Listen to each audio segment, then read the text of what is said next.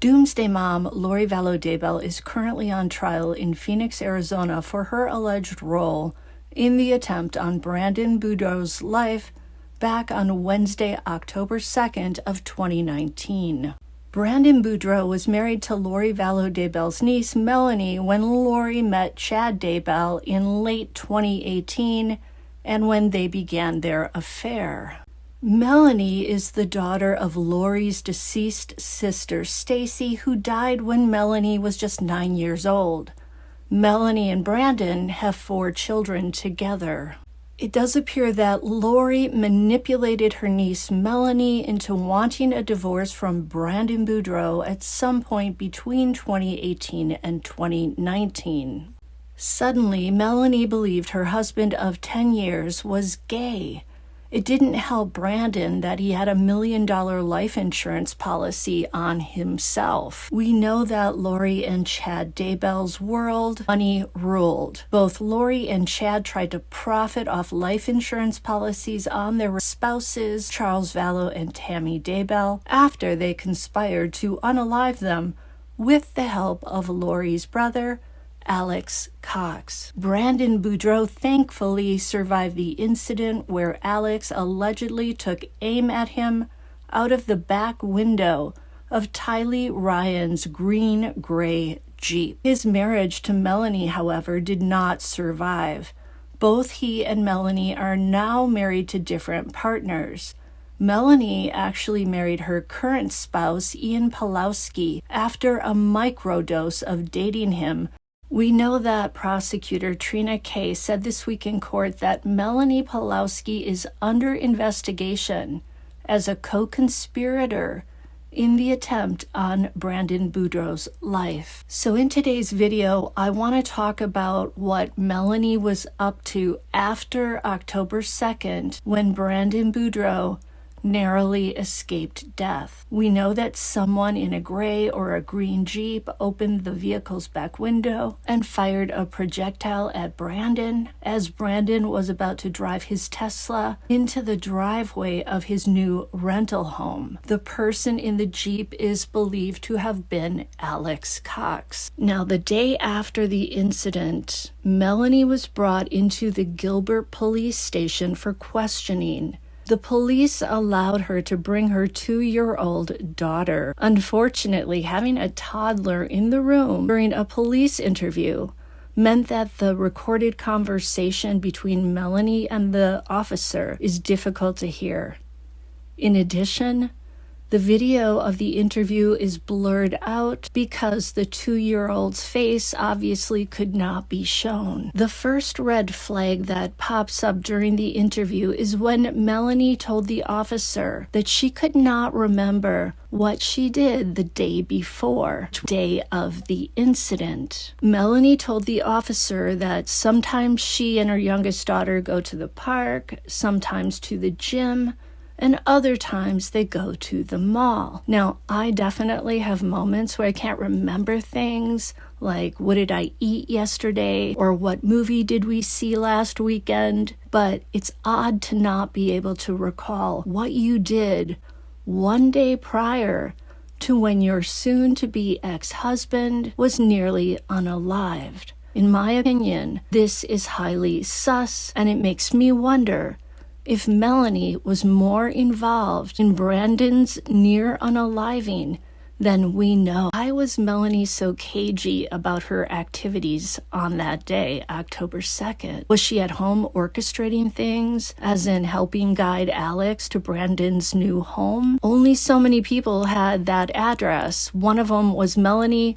There might have been a few others who were neighbors of Brandon's who helped him move to the new home. So now I'm wondering, could Melani have been with Alex in the Jeep? I mean, Alex had the windows on that Jeep given a new darker tint to prevent people from seeing into it. This is pure speculation on my part, but I would like to think that Melani would not assist in the incident physically, because I'm assuming she would have had to bring her youngest child with her. But again, this is pure speculation. It's entirely possible that Alex was alone in the Jeep. A second red flag goes up when the officer interviewing Melani tells her that somebody tried to unalive Brandon. According to the officer, Melani did not change her expression and she didn't say anything. If Brandon's okay, she didn't ask what exactly happened.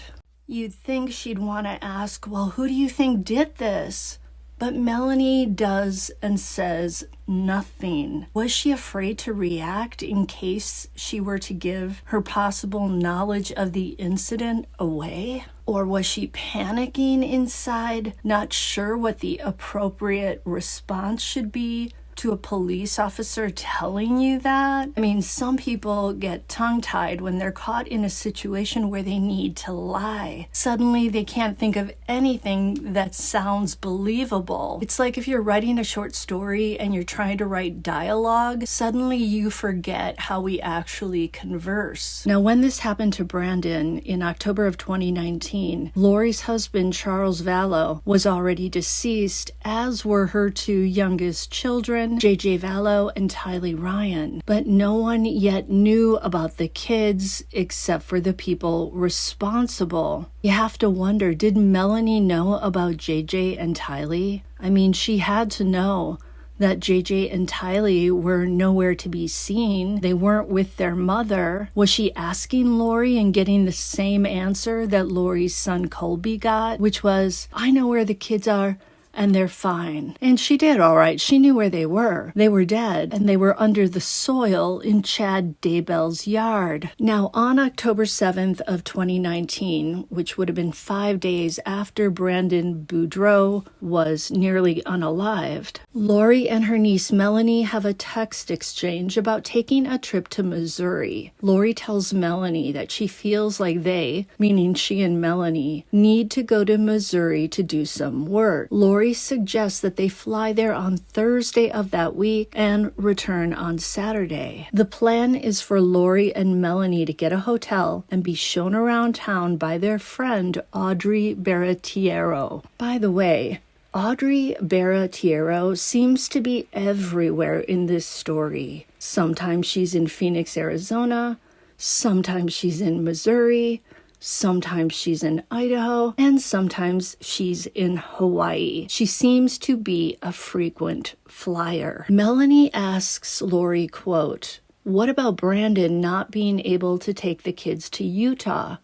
Does Dad think I need to be here?" End quote. I believe Melani is referring to Chad Daybell when she asks Lori, does Dad think I will need to be here? And to me, this illustrates the degree to which Melani was buying all the BS that Chad and Lori were spewing. Melani already has a father, Steve Cope, and he's alive. So why was she calling Chad Daybell Dad? Lori basically tells Melani that she needs to be with her in Missouri, and Melani replies, "Okay, Captain." Melani appeared to be doing whatever Lori told her to do, much like Alex Cox was doing whatever Lori and Chad told him to. Why did Lori want to go to Missouri? Well, it turns out that Missouri has a special place in the hearts of Mormons, and this is because in 1830, Joseph Smith, the founder of Mormonism, and his church sent a handful of missionaries to Missouri's southern border. They were sent there to preach the gospel to the Native American tribes there. Their goal was to get a lot of converts, and I guess they did. A year later, in 1831, Smith proclaimed that God had designated western Missouri as the place where Zion would be gathered in anticipation of Christ's second coming. And we know that Lori believed that one of her missions with Chad Daybell was to lead the 144 chosen people upon the second coming of Jesus Christ. Talk about delusions of grandeur.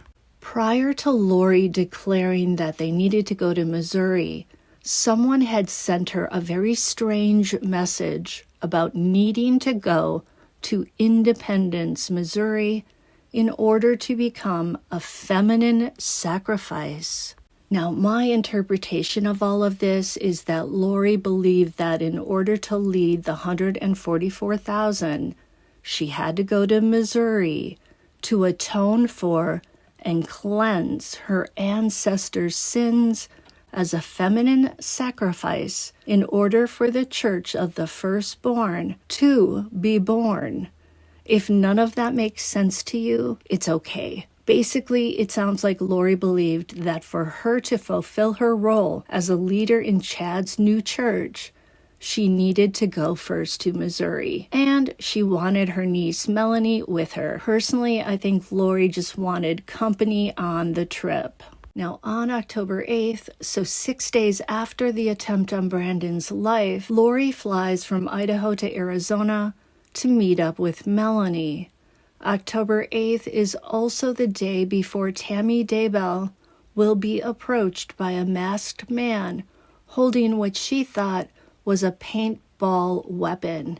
I cannot say the word G-U-N. Some of Lori Vallow's texts to various people on the 8th, including to Melani and Audrey, were either deleted or they were redacted by the police in the FOIA documents.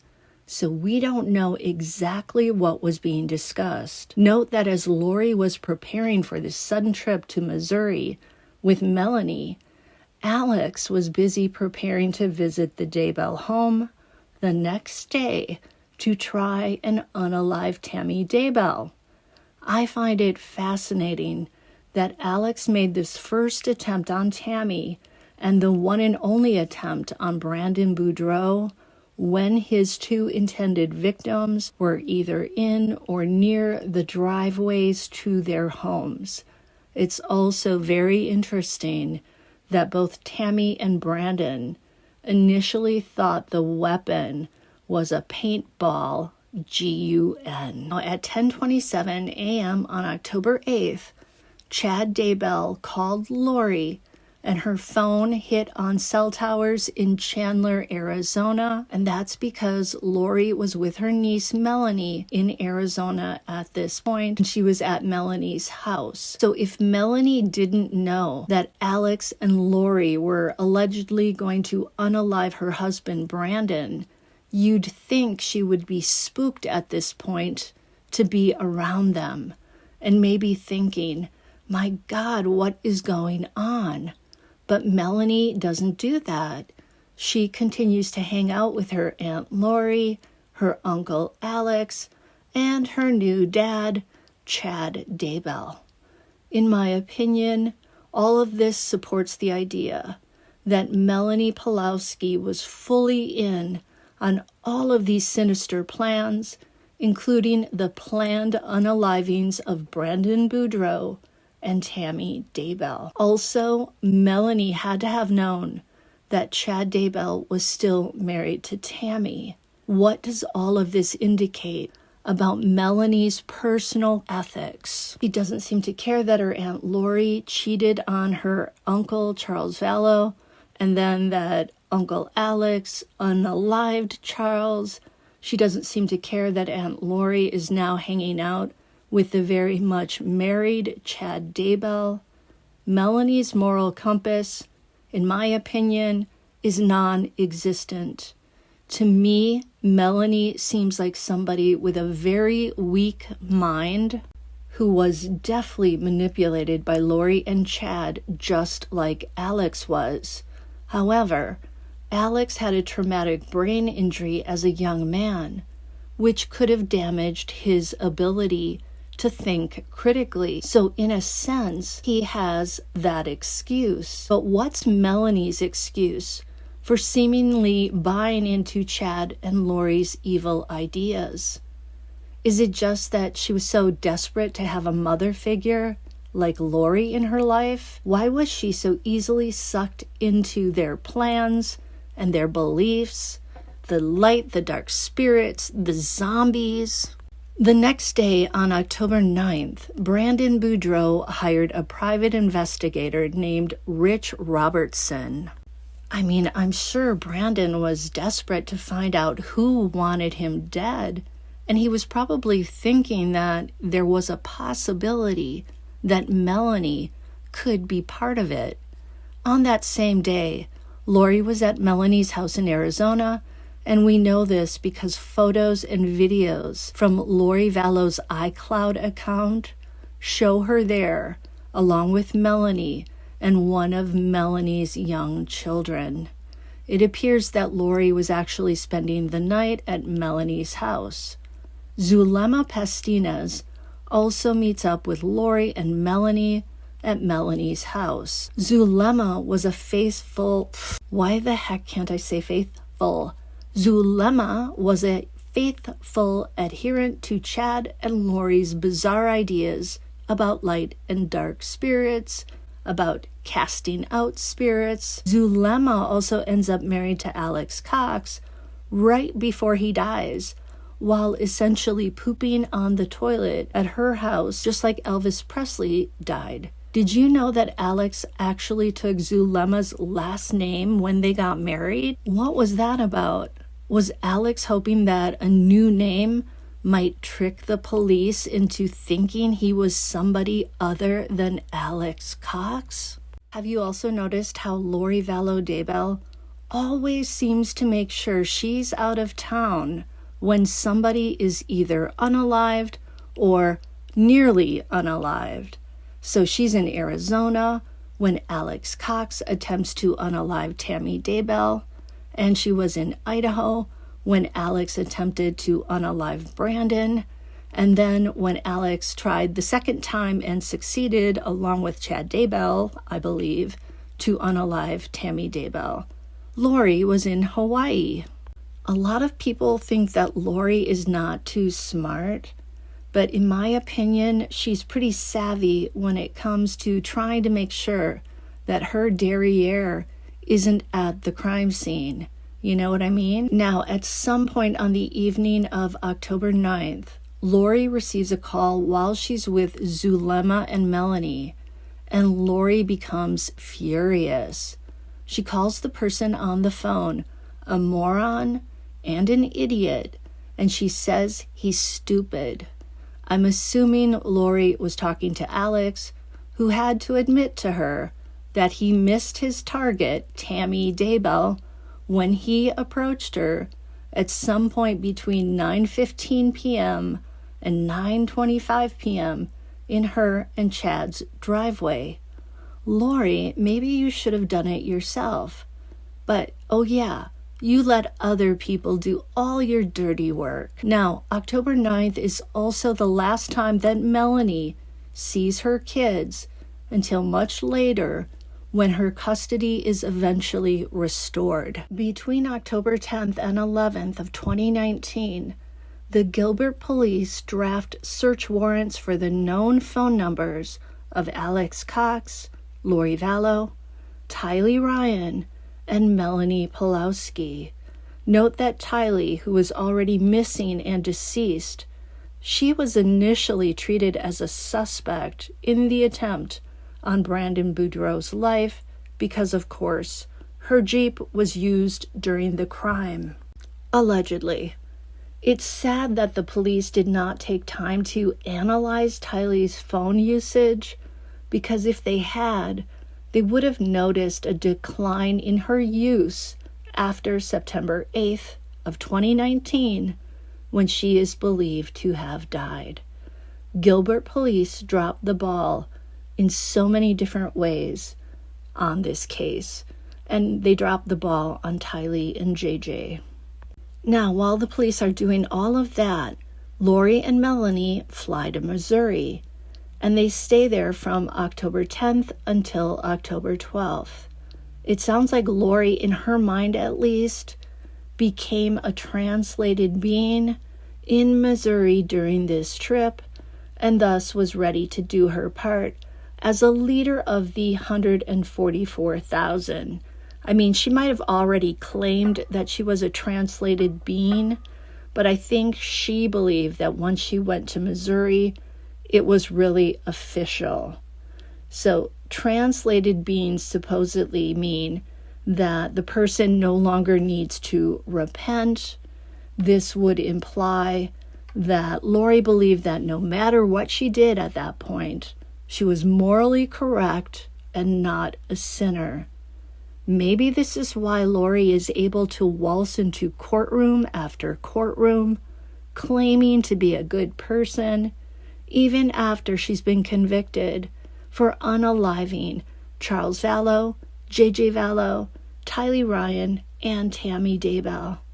She still thinks she's a translated being, or she pretends to believe that she is one, which maybe allows her not to have to confront the grim reality in her brain that she was instrumental in getting all of these people unalived. After flying back to Phoenix on October 14th, Lori travels back to Idaho. On the 14th, she and Audrey have a text exchange. They talk about the plans for Tammy Daybell. Audrey writes, "How did yesterday go? With you and Chad working?" End quote. Lori replies, quote, "Well, we did a lot of work today. We got her out, but a brand new one got in, so we're still working on it. Audrey, any ideas you have would be greatly appreciated." End quote. Audrey replies, "Okay," and she includes an emoji that a former FBI agent has said is associated with death. So I do believe this is Lori talking about evil spirits getting into Tammy Daybell, and if so, this means that Audrey was in on the plans. At least she had the knowledge of what was going to happen to Tammy Daybell, allegedly. It certainly doesn't look good, does it? So it begs the question, why hasn't Audrey been charged? Is it because the cops can't place her in Idaho at the time of the crime? Or are they still investigating Audrey as they are with Melani Pawlowski? On that same day, October 14th, Melani seems to ask Lori in a text exchange about how to unalive Brandon, because Alex Cox, if it was Alex in the Jeep, obviously failed to hit the target. Here's what Lori and Melani say. Lori: "Yeah, but until that agreement is signed by the judge, it is all subject to change. That's probably the reason for the delay." Melani: "Is there a possibility he could go before I move?" Lori: "There's always that possibility. We will work on it. Just have faith and do whatever the Lord tells you. He's always right." I don't think it was the Lord who was talking to Lori and Melani. Melani says, "I don't recall the words to get him out, but we should try."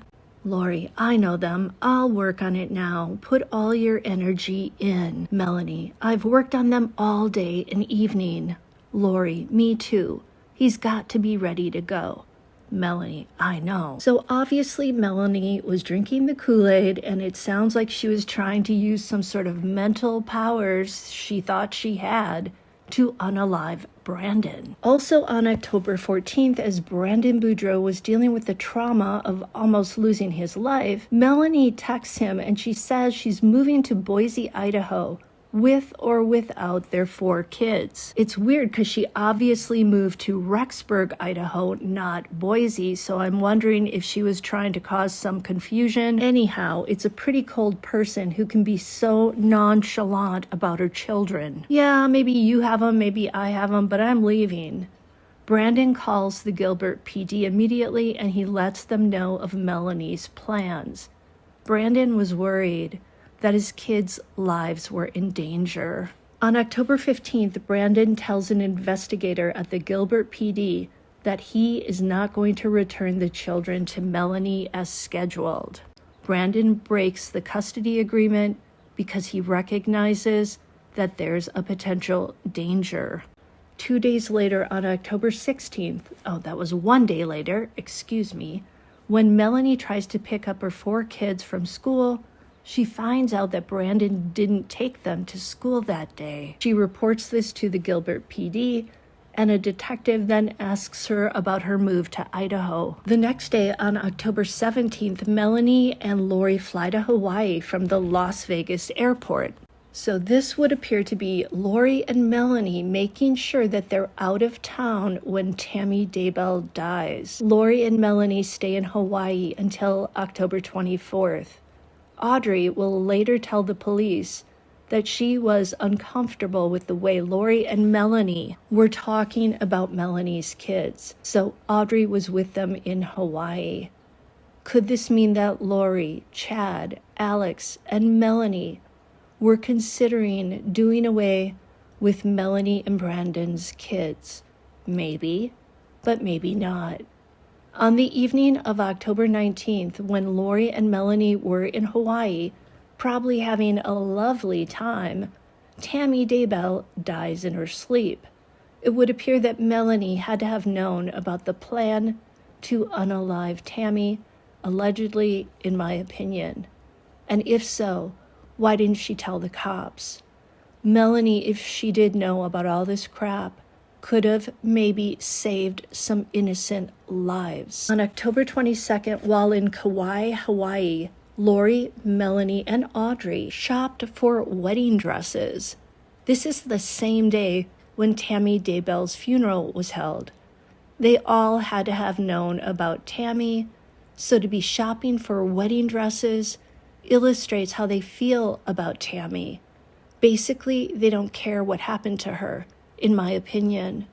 This is also the day that Brandon and Melani's divorce is finalized. Now, it's weird to me that Lori was shopping for wedding dresses in Hawaii, but then apparently bought a dress off of Amazon for the ceremony and charged it to Charles Vallow's credit card. So on October 27th, Audrey and Melani leave Hawaii and they travel back to Idaho.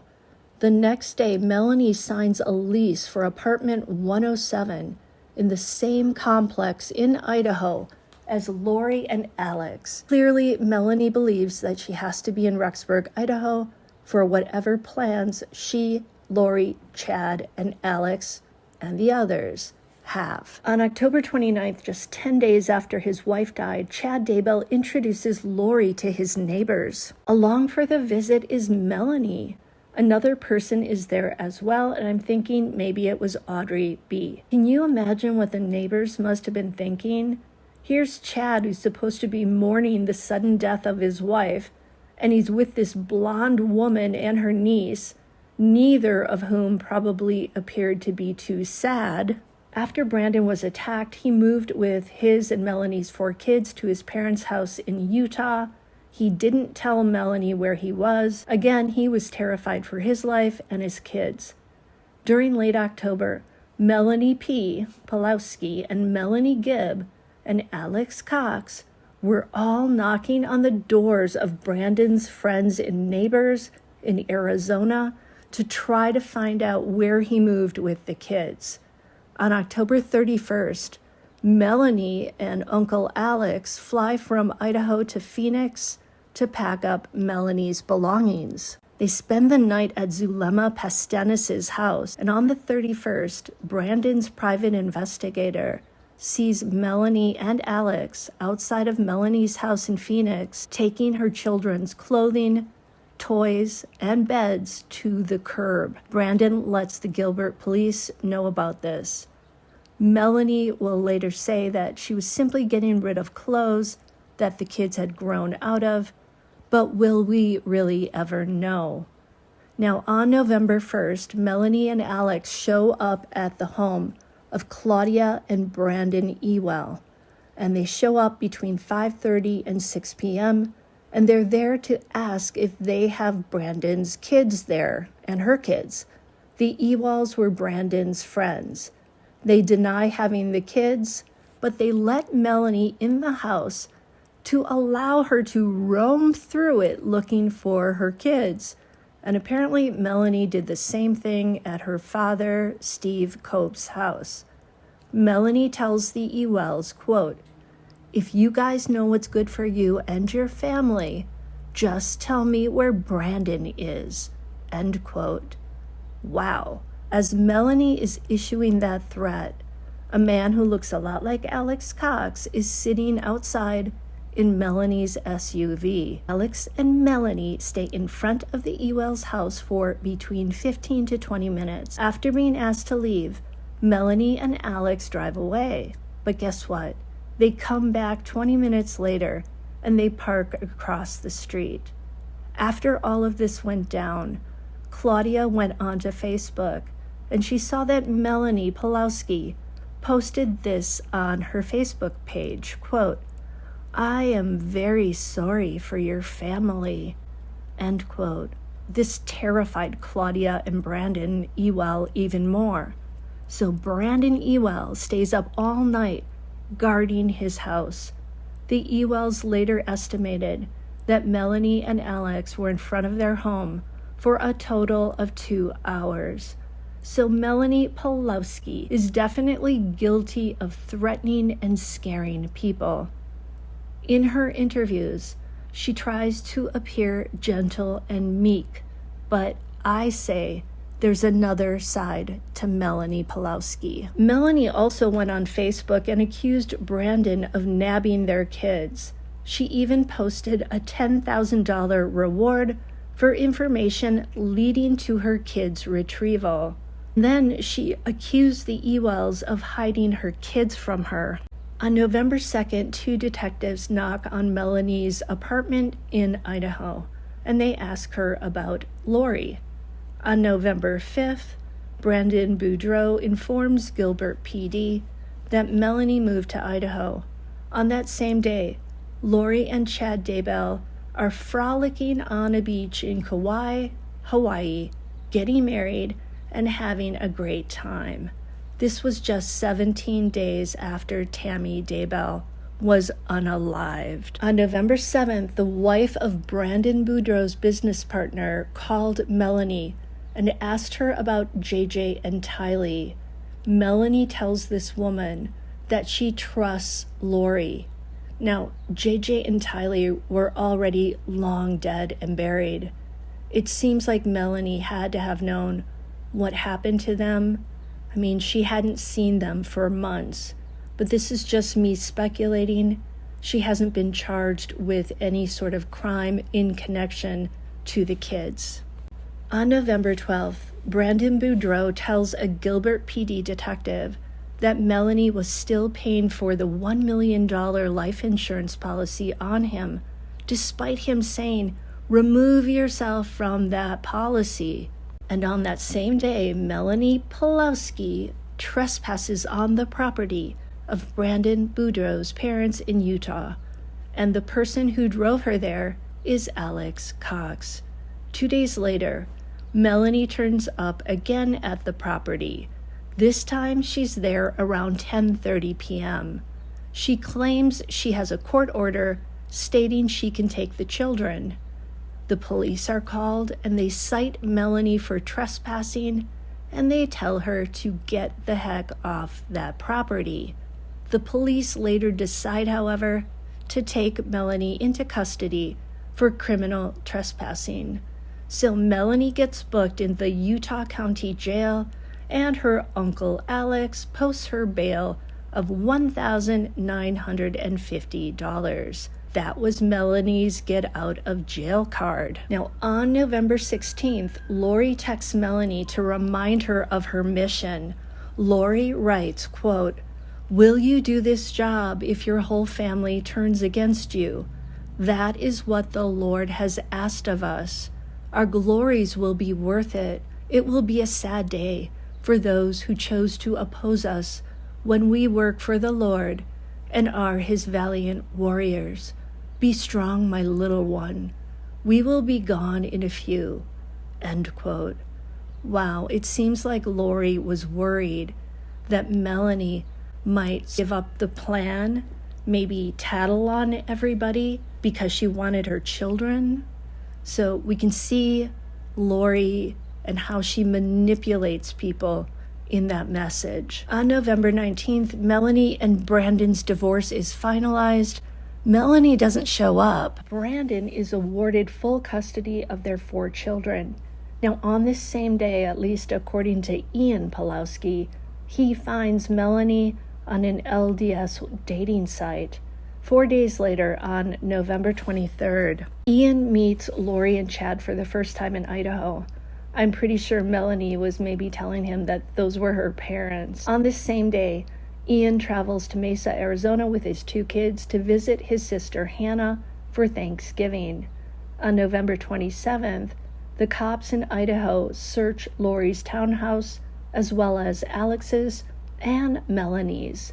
And Melani turns up at the home of Ian's sister Hannah in Arizona. On this same day, the Rexburg cops call Melani and they ask her to return to her townhome in Rexburg, Idaho for an interview.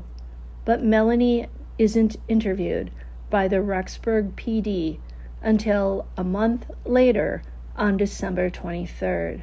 And at that time, she's interviewed by FBI agents. Now, on November 19th, Melani goes back to Ian Pawlowski's sister's house and she spends the night. On November 30th, Melani leaves Arizona with Ian and his 2 kids in his car. That same day, Melani marries Ian Pawlowski in Las Vegas. They've only known each other about 2 weeks. Remember, they met on November 19th. Ian meets Chad and Lori on a Zoom call, and he asks them for their blessing in marrying Melani, again as if Lori and Chad are Melani's parents. In early December, Ian texts his ex-wife about his concerns over what happened to Brandon Boudreaux. Ian tells his ex-wife, quote, "She didn't know beforehand what was going to happen.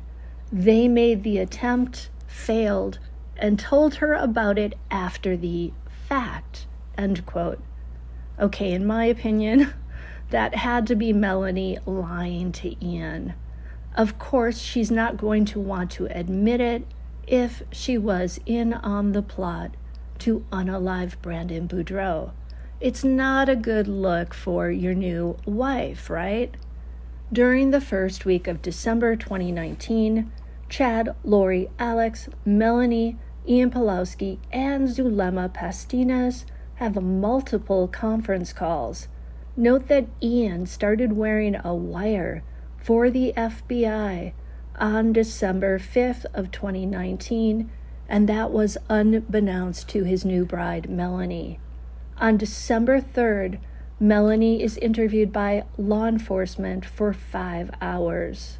Between December 6th and December 8th, those are the span of days that Ian recorded Melani's calls with Chad Daybell and Lori Vallow for the FBI. They were on their honeymoon in Jackson Hole, and he made a total of 9 recordings. Here are some highlights from those conversations.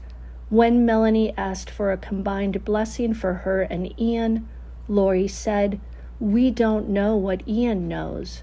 Melani replies, "Ian knows everything." Melani calls Lori Mama and Chad Dad. Chad tells Ian if he ever needs to talk to Dad, he's there.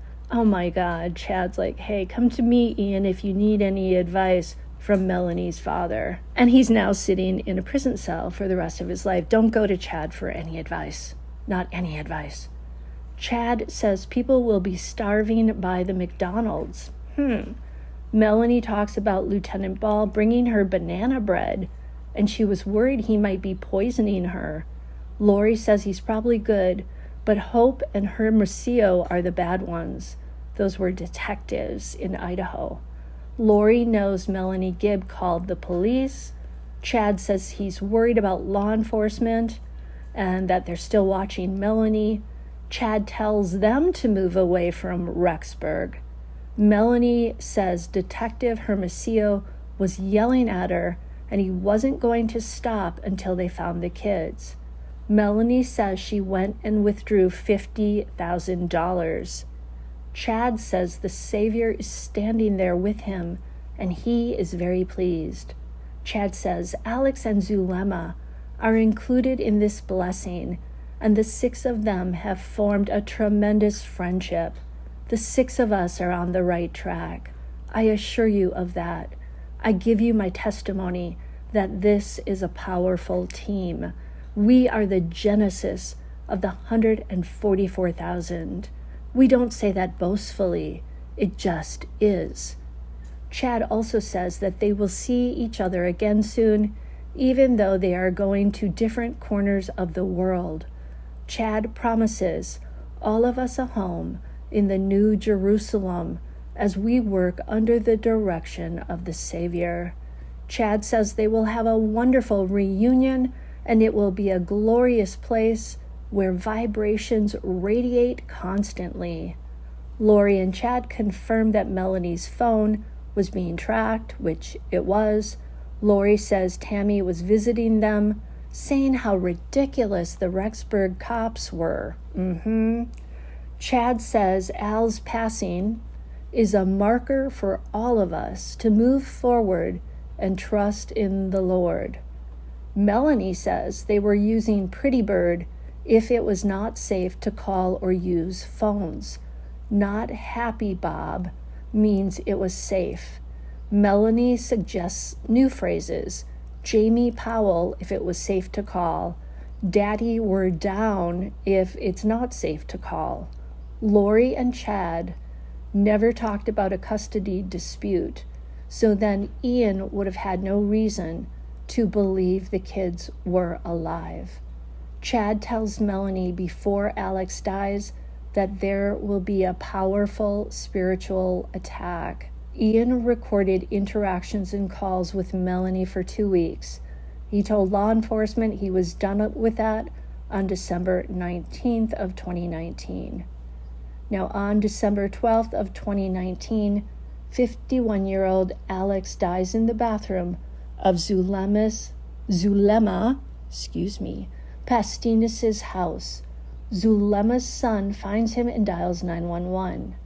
Autopsy and toxicology reports showed that the medical examiner determined that Alex died of natural causes in the form of blood clots wedged into the arteries of his lungs. High blood pressure was also a factor.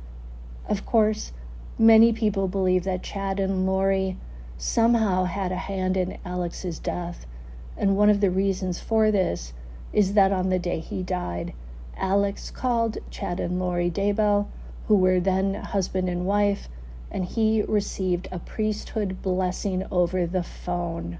That's a very strange thing to have happen on the same day that you drop dead. Some people think maybe Chad and Lori gave Zulema some type of substance, perhaps malachite, to poison Alex. After all, Alex was the family annihilator, the one who allegedly carried out all the unalivings. To cover their derrieres, Chad and Lori would likely have wanted to be rid of Alex. I wonder if anybody feels sorry for Alex. I mean, Chad and Lori preyed on him, making him feel special, assuring him that he had a special mission.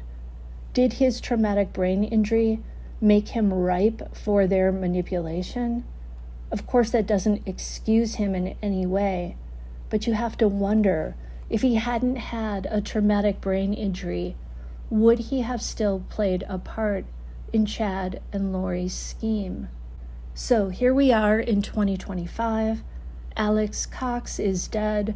Chad Daybell is in prison, facing the ultimate penalty. Lori's on trial for her alleged role in the attack on Brandon Boudreaux. And if she's convicted in this, her final trial, the question will be, will Melani Pawlowski, Audrey Baratario, Melanie Gibb, Zulema Pastinas, and any other people, will they be charged with any crimes? In a story stranger than fiction, anything is possible. Until the next time on Bed Crime Stories, please like, share, and subscribe.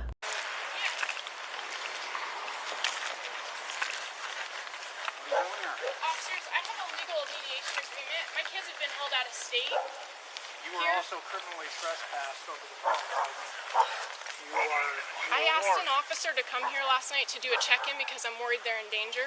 But you came over here after being told that you were criminally trespassed. But I have an agreement saying that. From this residence, correct? But my order says that it's my time with my kids. They're supposed to be in Arizona. My husband's kept them out of school trespassed for from this over a month. location. I just need my kids, and No. you're welcome to look at this order. They've been out of state, out of school, and my husband's lied to everybody. I'm sure he lied to the cop last night. This is my We've order. been in contact with... Do you have a victim's advocate I can speak to in the police department, please? Okay. Hey, Melanie, so where'd you get this order from? So this is our mediation order. Okay. I also have another copy of the original copy of the court. This is my time with the kids. My husband's been hiding with them over a month out of state. Yeah, we talked to you the other day, right? Yes. So And I he asked told for you- somebody to come in and check in on them to just make sure they're safe because my husband will, or my ex-husband will not talk to me. So we told you they were safe yesterday, right, on the phone? You We said that we saw on the phone, but kids. they are supposed to be in my custody right now. Yeah, they are. There's no. Okay, hey, right now, we're working through something else, okay? Yeah, So if you just want to he's step lied inside, to we'll come everyone talk saying to he you in has. a moment, okay? He said he's had a protection order against them, and there was nothing. I've never been served with anything. So- He's lied to everybody, and he kind So of does what this. So what were you wanting to happen tonight? Coming over here, were you going to try to take the kids away from them, or what's I'm not, going on? No, I'm not taking. I'm just trying to show that I was going to bring this copy to them and say this is my time with the kids. Okay. He's had them out of state, and he's been lying to. Everyone's protecting them. Like I know, they're nice. My in-laws are nice people, but they've been lied to, saying that there's a protection order in place, and there isn't. My kids are. I'm worried they're in danger because my husband's been doing a lot of things that cause me to worry. He says he was shot at a month ago, and then he went into hiding, and no one in Arizona has seen him for weeks or my children, and he kept them out for over a month with truant absences. I asked an officer to just come over here last night to just make sure they're safe, and he said I can't do a welfare check or a wellness check. So did for you some not hear reason. me when I was talking? We were talking to you on the phone the other day, and said we came here because you were here. We came here. We checked on the kids. They were Are you talking okay. about yesterday or Yeah. the day before? The day before. The day before. I heard and I had to call in because I didn't know if that was. I just heard something on speaker. I didn't hear everything. I heard that it wasn't super clear, and so I called in the next day and I said, "Can you? Because I don't want to have to go over there again. Can you send an officer to come check You in?" came over here anyways when we told you that you Well, were I have trespassed from. It I doesn't have a matter, legal. right? Well, my children are I inside, and they're understand that, probably in right? danger. They're probably in danger. You know that for sure. Like. Well, I know what my ex is capable of, and he has a lot of evil people working with him. So I just wanted to make sure my kids were safe last night, and the officer. So do do you that. think So this I need to was speak the to a right? victim's advocate. Okay, If you can. But you were trespassed, correct? You remember that on the phone? I asked you if you understood. You stated you did. So. okay. So you understand you're trespassed, right? Yes, but I believe with my order, I can come and just get my. I'm Nope. not going in. Nope. I'm not that's- going that's- into the house. Nope. I'm just. You're coming in. trespassed from the property. You being on the lawn right now is a violation of that trespass. Well, I can get off. Well, it doesn't Just- really matter No. now. I'm not trying to barge into their house or to run and take my. I'm just trying to be peacefully, trying to do what's right and what's in my order. Is this an order from Arizona? Yes, when it you were is. in there? They're illegally out of state right now. Like he's keeping them out of school for over a month. I've been searching for them. I don't know what else to do. I asked someone to just come over and see if they're safe last night, and Carlson probably scared them off, saying there's a protection order, and there's no protection order. We can go and look everything up right now. Okay. I haven't seen or talked to my kids. I have a 2-year-old, 4-year-old, a 6-year-old, and a 9-year-old, and they haven't seen their mom for over. And my husband's been doing drugs, and Well, this is probably not the best way to go about it, right? To come here and try to. I tried asking if an officer could just I make sure they're understand that, safe. And we told you But they were I was safe, told right? I have a mediation. I have this court order saying it's my time with the kids. If I know where they're at, I can go and get them. No, so you can't come over here and forcefully take them. Not forcefully. and I'm just we can't knocking, come saying over here I'm and just forcefully going to give them an take order them because out, I know right? they've been lied to, saying there's Okay, a well, protection order. that's something that you're going to have to take up with the courts, right? Like we told you the other day. You're going to have to go to I the don't know if courts. they're safe, and I feel like they're in danger. We and can go in there and check and see if they're safe. If you And then we can, can come sir. back here and we can tell you Sir, they're if you safe. can. Stop talking, okay? We can go in there, check if they're safe, but we already trespassed you from this property saying you can't come back here. And what you do, you came back here. And it doesn't matter if you got this piece of paper. We told you not to come back here, and you come back here, and you're upsetting everybody, and now it's just a whole freaking problem. So your whole thing is here is you want to come here and check if they're safe? You want a welfare check on them? Yes, sir. Yeah? Well, and it's my time. Yeah, so that's another problem, right? So this is a whole civil problem. This is a whole court thing, okay? Because even if you do come here with these papers and say, yep, it's my time, they're not giving them back to me, then the only thing you got to do is go to the courts and you got to say, hey, listen, if these are signed by a judge down there in the court or whatever, he can say, you know what, this is your time, let's get this back in court, let's have him come back to court, let's do this, then we can give you a report number, and we can stop talking, okay?